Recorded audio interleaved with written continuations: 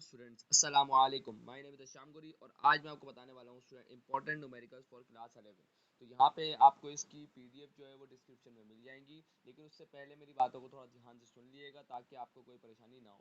इसमें मैंने जो इंपॉर्टेंट न्यूमेरिकल स्टूडेंट बताए हैं वो इसलिए बताए ताकि आप लोग उनकी प्रैक्टिस सही तरीके से करें और कॉन्सेप्ट को क्लियर रखिएगा। स्टूडेंट मैंने जो न्यूमेरिकल यहाँ रखे हैं तो उसके जैसा अगर कोई और न्यूमेरिकल था तो वो मैंने इसमें ऐड नहीं किया।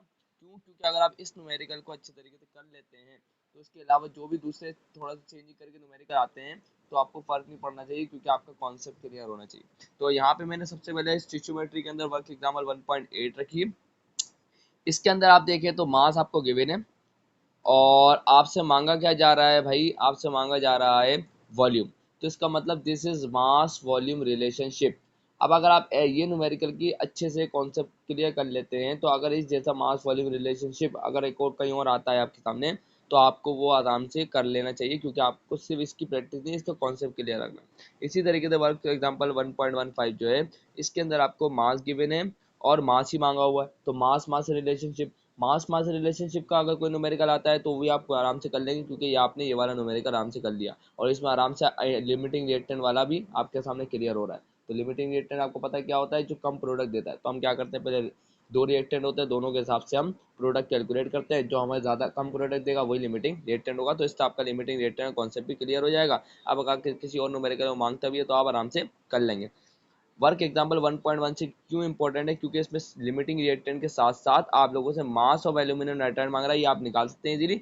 लेकिन आखिरी जो चीज़ है ना, मास ऑफ एक्सिस रिएक्टेंट, ये आपको शायद नहीं आता हो, तो इस वजह से इसकी अच्छे से प्रैक्टिस करिएगा। न्यूमेरिकल नंबर 2 उसमें ऐड किया, वो तो वही आपको पता है, मैंने आपको बता दिया कि मास मालूम कर, मास दिया हुआ है, मास मालूम करना है तो आप इजीली कर लेंगे। और जो न्यूमेरिकल नंबर 3 है ये परसेंटेज यील्ड का है। परसेंटेज यील्ड आपको आना चाहिए। आपको थ्री बस एक स्टेप का फर्क आता है, परसेंटेज यील्ड का फॉर्मूला आ जाता है जो आपको पता ही होगा, practically divide by theoretical multiply by 100। तो थ्योरेटिकल आप जैसे कैलकुलेट कर रहे हैं तो वैसे करेंगे, प्रैक्टिकली सवाल में गिवन है, डिवाइड करेंगे, मल्टीप्लाई बाय 100 करेंगे, आंसर आ जाएगा। यूनिट नंबर 2 से सिर्फ एक न्यूमेरिकल मैंने रखा है, ये आ गया तो आ गया, लेकिन चांसेस कम होते हैं, लेकिन ये इंपॉर्टेंट न्यूमेरिकल है, प्रैक्टिस एक दफा लाजमी कर लीजिएगा। अच्छा भाई, 4 के अंदर आते हैं तो 4 के अंदर सबसे पहले तो लॉस के न्यूमेरिकल बड़े इंपॉर्टेंट है। सारे मैंने लॉज लिख दिए हैं, इनको कब यूज़ करना है ये भी आपको मैंने दिखा दिया। तो यहाँ पे हमारे पास ये, जब भी हम जनरल गैस इक्वेशन को इस्तेमाल करते हैं तो कुछ इंपॉर्टेंट बातें हैं जो आपको हमेशा अपने दिमाग में रखनी है। पहला, टेम्परेचर हमेशा केल्विन में होना चाहिए। प्रेशर अगर एटीएम में है, वॉल्यूम अगर डीएम क्यूब में है मतलब लीटर में है, तो आपको आर की वैल्यू यूज़ करनी है 0.0821।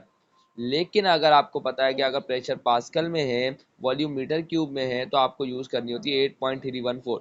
लेकिन मैं ये रिकमेंड करता हूँ स्टूडेंट्स को कि स्टूडेंट अगर केमिस्ट्री में ही है, ये फिजिक्स में भी है, क्योंकि केमिस्ट्री में है तो ज़्यादातर फोकस किया करें कि प्रेशर का यूनिट एटीएम में हो और वॉल्यूम का यूनिट डीएम क्यूब में, ताकि आर की वैल्यू हमेशा आप लोग रख सकें 0.0821। और इसका यूनिट हमेशा याद रखिएगा एटीएम डीएम क्यूब पर मोल पर केल्विन। लीटर भी लिख सकते हैं क्योंकि डीएम क्यूब और लीटर बराबर होते हैं। 4.3 बड़ा इंपॉर्टेंट चल रहा है, तो आपको सारे गैस लॉज के फॉर्मूले याद होने चाहिए। जैसे कि चार्ल्स लॉ आ गया। चार्ल्स लॉ क्या कहता था कि V1 upon T1 is equal to V2 upon T2। तो बॉयज लॉ क्या कहता था कि P1 V1 is equal to P2 V2। तो वो किस तरीके का भी न्यूमेरिकल आ जाए, आपको बस डेटा सही से बनाना आना चाहिए और उसके बाद फॉर्मूले को अप्लाई कर दें। की पॉइंट आपको ये याद रखना है कि यहाँ देखें, अगर 4.3 में लिखा हुआ स्टैंडर्ड टेम्परेचर एंड प्रेशर, यहाँ पे इसने किसी चीज़ को हमारे को वॉल्यूम ऑक्यूपाइड बोल रहा है। तो यहाँ से इस तरीके से आप लोगों को क्या करना है, पहले प्रॉपर डेटा बनाना है। प्रॉपर डेटा बनाने के बाद डिसाइड करना है कि भाई कि यहाँ पर कौन सा लॉ अप्लाई होगा। अगर तो आपके पास तीनों चीज़ें गिवन है, प्रेशर भी गिवन है, वॉल्यूम भी गिवन है और टेम्परेचर, मतलब प्रेशर वॉल्यूम गिवन करके टेम्परेचर मांग रहा है, तो इसका मतलब है कि यहाँ पे आपको कंबाइन गैस लॉ लगाना पड़ेगा, क्योंकि जनरल गैस, क्योंकि जो बॉयस लॉ चार्ल्स लॉ है इसमें दो चीज़ें होती हैं। अगर तीनों चीज़ें चाहिए तो फिर तो आपको जनरल गैस इक्वेशन या कंबाइन गैस लॉ की तरफ जाना होगा। ये भी कुछ बातें जो आपको याद रखनी है। एग्जाम्पल 4.6 जो मैंने रखी है वो वंडरवाल की रखी है। वंडरवाल का फॉर्मूला आपके दिमाग में आ जाए वही अच्छी बात है।